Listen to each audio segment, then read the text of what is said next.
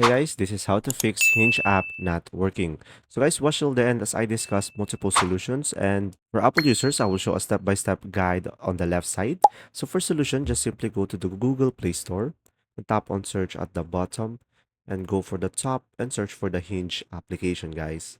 And now just simply tap on it, and from here, when there is an update, you should be able to update it over here. Just simply tap on update instead of open, and just simply tap on the three dots in the top right and make sure to enable the auto update. And now another solution, just simply go to the settings into your device, and after that just simply scroll down and go for the apps and go for the Hinge application over here, and just simply go ahead and tap on it and go for the storage and tap on clear cache.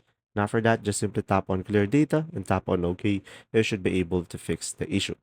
Now, another solution, just simply hold the application and tap on uninstall, tap on OK. And after that, just simply go back to the Google Play Store and just simply reinstall the application back again to your device, and you should be able to fix the issue. And now guys, overall, if you still have issues with the app, just simply comment down below and I'll do my best to answer it. See ya!